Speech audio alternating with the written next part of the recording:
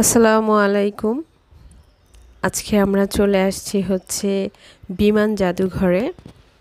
এটা অনেক আগেই আমরা একবার গিয়েছিলাম, কিন্তু তখন সেখানে একটা বিমানের রেস্টুরেন্ট যেটা হয়েছে নতুন, সেটা ছিল না। এই বিমানটা সম্পর্কে আমি জানতে পারি কিছুদিন আগে, যে এটা 2020 সালে করোনার ভ্যাকসিন বা যত কিছু প্রয়োজন হয় আর কি, এই বিমান দিয়েই আসলে আনা নেওয়া করা হয়েছে। তো এটা এখন আর ইউজ হচ্ছে না, তাই এটাকে দিয়ে দেওয়া হয়েছে বিমান জাদুঘরে।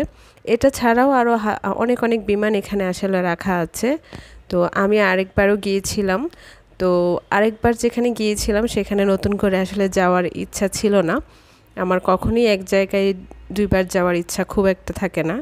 যেহেতু বিমানটা নতুন এসেছে আর এটার মধ্যে রেস্টুরেন্ট আছে, সো এটা শুনে একটু ইন্টারেস্ট জাগলো যে যেহেতু নতুন এসেছে আর এখানে খাবার দাবারের ব্যবস্থাও আছে, তো একটু যাওয়া যায়। বাচ্চারাও আবদার করছিল যে যাবে, তো গিয়েছিলাম।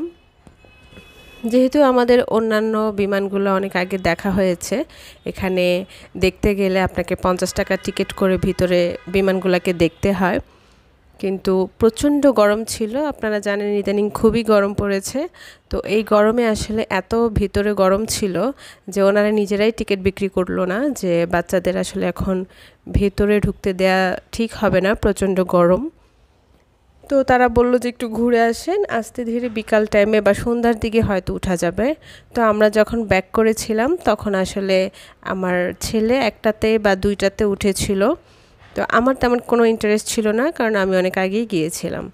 তো ইন্টারেস্টটা আসলে এটাই ছিল, এই রেস্টুরেন্টটা দেখার। তো ভিতরে তো আপনাকে টিকিট কেটে ঢুকতেই হবে, আর এই রেস্টুরেন্টটা শুধু, আর এই বিমানটা ঢুকতে আপনাকে আবার টিকিট কাটতে হবে, যেটা আমার কাছে খুবই হাস্যকর লেগেছে।